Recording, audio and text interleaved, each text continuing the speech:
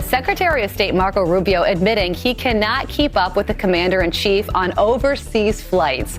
Rubio revealing he hides his naps on Air Force One from President Trump, even going as far as to cocoon himself in a blanket to cover his head. He knows Trump never sleeps on the plane and will prowl the hallway to see who is awake, saying, quote, "I want him to think it's a staffer who fell asleep.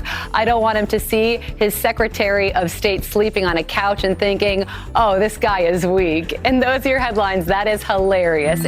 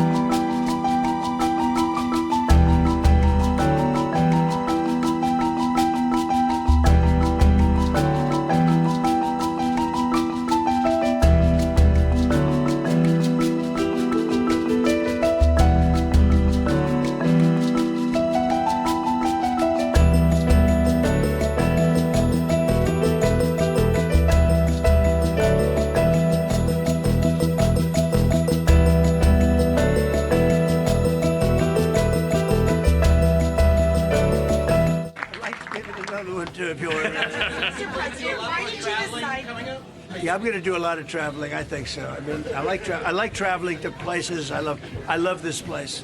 This was the beginning of my politics, right? That's right. And it treated me well right from the beginning. Mr. President, do you feel that the Say what? do you feel that the president?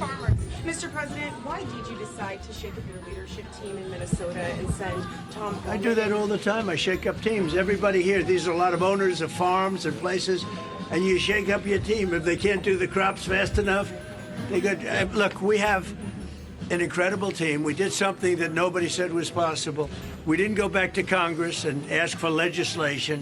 We closed the border, and in the last 8 months, they have, and this is actually hard to believe, nobody crossed the border, right? Nobody. They say nobody. I don't even know if that's possible. But, you know, it's Democrats that do the report.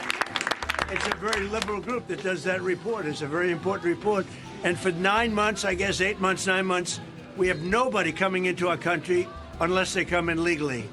We want them to come in legally. You need people to work for you. But we did something that I would say people thought that was absolutely impossible, and we were able to do it. So we're very honored by what's happened to our country. In addition, we have $18 trillion coming in, building plants, building auto factories, building AI factories. Like no other country in the world has done what we've done in the last year. And I think it's the most successful first-term president. There's never been a year like this in the history of the country for a president.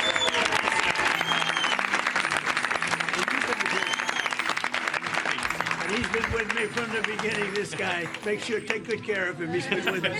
So I'm going around, and I'm going around because hopefully we win the midterms. And it's very scary because, like, it's 2 out of 50 years or something like that. That's right. For some reason, when a president wins, Republican or Democrat, even if they're a good president, and hopefully I'm a great president, based on the first year, I'm a great president.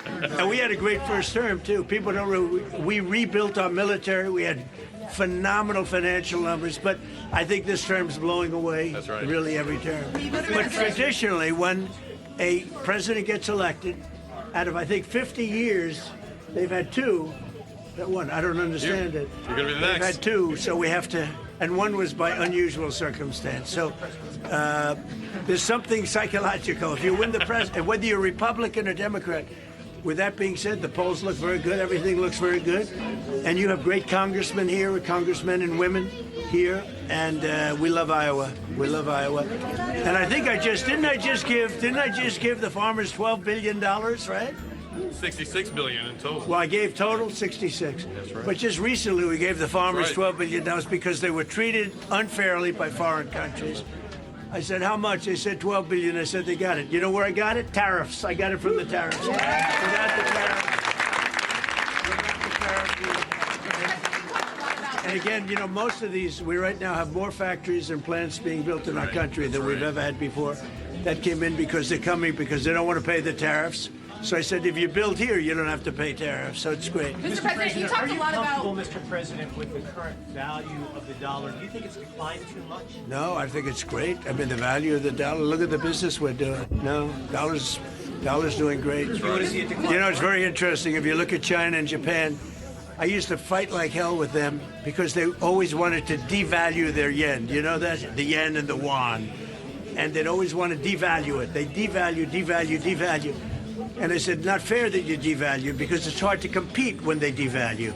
But they always fought, no, our dollar's very Talk a good. lot wanna about see it Minnesota, decline more, Mr. Mr. President. Some President? of your own administration officials have labeled Alex By the way, this is ABC fake news, this one.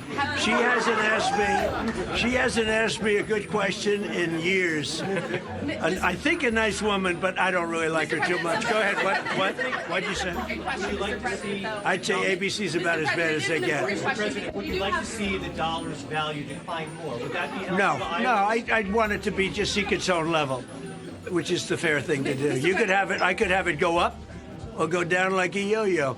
I'll give you an example, unemployment. I could create the greatest unemployment numbers or employment numbers ever. All I have to do is hire 3 million people and put them into the federal government, and you have 10 people, you know, for one job, right? That's right. And what we've done is we've cut the federal employees and they've gone to the private sector. But if I wanted, I could hire 1 million people tomorrow, put them in the federal government, and she'd be writing a story. Unbelievable employment.